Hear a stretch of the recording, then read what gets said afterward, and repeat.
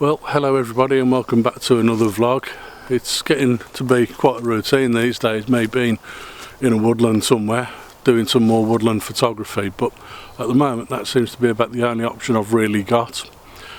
I'm trying something a little different today. I'm launching a new project I'm calling the One Project, and the idea of the One Project is to limit myself, my shooting options, by shooting one of something. So it may be that I will probably shoot with the same aperture for every image in a shoot, or I will shoot with the same shutter speed for every image, or I'll just decide to capture one particular subject and I'll capture it from different angles and different viewpoints, so I'll get lots of different images of the same subject. That's the idea anyway, and today I'm going to do exactly that and limit myself. Today I'm just going to be using a 50mm prime lens. Now obviously the idea of that is I'm not able to zoom with that lens at all, so I shall have to walk closer or walk further away from any subject that I want to capture, purely and simply because I don't have a zoom range on that lens. It's just a simple prime lens with just one focal distance. So I'm going to get started and get set up and see if I can capture a composition here. I've got a tree just behind me, just up there, that dark tree just right back there, and I'm wondering whether it's possible to get a composition there with a 50mm lens. I don't know yet. I haven't even looked at the lens yet, I haven't set up the camera, so it's time to set up and see what I can do with that shot. So here you can see the tree that I'm trying to capture is that one just over my shoulder just there, and I've set up a composition in such a way that that kind of appears from behind a set of other trees, and as I walk a little bit further towards where I've set up the camera, what you'll notice is that there are some trees just here, just behind me now. These trees here and those there, and also this tree here. And what happens is they create a framework for my camera to look through and to capture the image. So if I stand here just by the camera, you'll see just over my shoulder there's the camera looking towards those trees, and those trees just behind me there are creating a pathway that leads towards that tree at the back there. Now the idea is that I focus simply on that tree alone and none of the other things around it.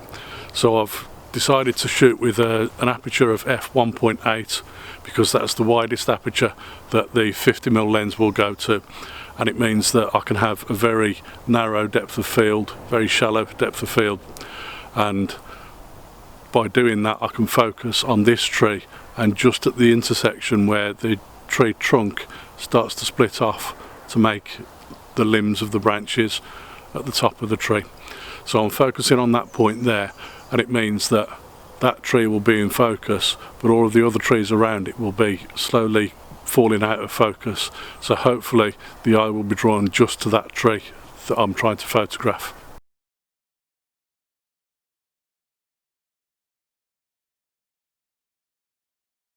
So I've taken that shot now, and while I'm here I've decided I'm going to have a little bit of a wander around in this little area, because there seems to be quite a lot of different compositions that I can capture here. I'm just going to turn this camera around so you can see what I'm looking at now.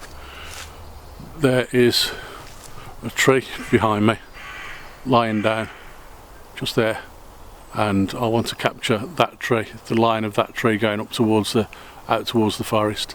So the idea is to try and get in nice and close and low down, and then capture that tree as it runs further away from the camera. I think it's going to look as though it's cutting across the image from the right or left hand corner. Haven't decided exactly which yet. I'll have to try and see which composition looks best when I get closer to it. So I'm going to capture a shot there now and then make a move. With this image, the tree is quite long in the frame, so it kind of goes right from the front of the image and works its way back in the centre of the frame. If I just try and show you there, that tree just there, I focus kind of just here somewhere in between these two trees, I've then got that tree lying in a long straight line up the middle of the image, and because it's quite a long tree, what I'm doing is I'm focusing on 3 different parts of that tree. So I'll focus right at the back of the tree, in the middle of the tree somewhere here, and right at the front of the tree somewhere here as well. And the idea of that is to create a focus stacked image. So I've got 3 different focus points, but they will all be in focus and you'll get the real depth of the tree in the image. I thought I was about to be attacked by a bumblebee just then. What I was trying to say was that I'm capturing the depth of that tree because of the length of it by using a focus stacked image where I'm focusing on 3 separate parts of the image, 3 separate parts of the tree, and that provides me with the depth that I wanted in the image. But again, I've been using the 50mm lens to do this, so I can't get any closer to the tree, but I can't get any further away from it either because it changes the composition each time I zoom. So every time I'm trying to take a shot, I've got to think about exactly where I'm going to put myself to get the best composition, and that's why I'm limiting myself. So this is kind of encouraging or even enhancing my creativity by doing this. But I'm going to move on now and see if I can get another image somewhere around here.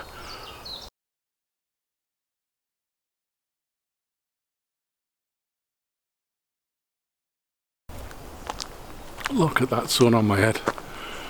It's like summer today, folks. It's absolutely beautiful sunshine and roasting hot.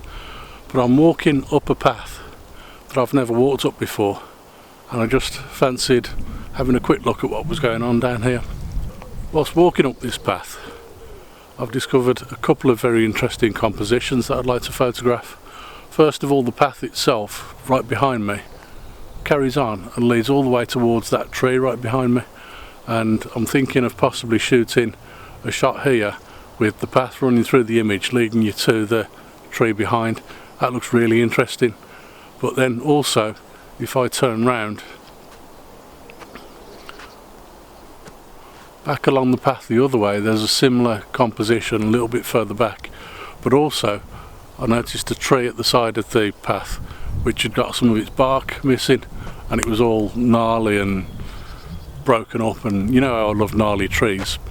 So I might pop back there and see if I can get a close-up image of that, the bark falling off the trees, which is going to be quite interesting.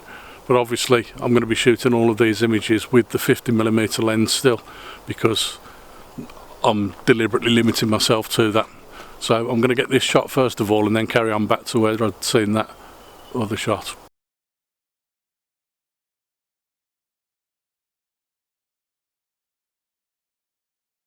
I'll give you a little tip, ladies and gentlemen. If you are doing some landscape photography, this will improve your photography no end. If you're taking a shot, it's always a good idea to take the lens cap off your lens before you actually take the shot. You'll get much better images, trust me. I just made that silly mistake myself. I've done it loads of times, so don't worry too much about it. Everybody does it. A few yards further back along this path that I've been walking along, I've noticed that just behind me there are a couple of very interesting silver birch trees, which I think you'll be able to see just here.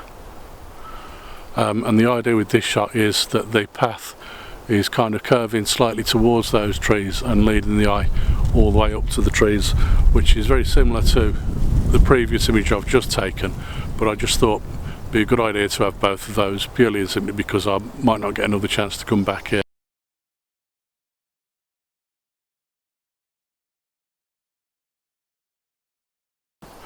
So right behind me you can see the gnarly bark damaged tree that I wanted to photograph. I'm going to try and get a nice intimate shot of that now. It's probably going to be the last shot of the day, I would think, purely and simply because I want to get home and start editing this video. So I'm going to capture a shot of this now. I'll probably hand hold because I think I'm going to have to get in quite close to this to get the shot that I want. So that's what I'll try and do. And here's the shot for you now.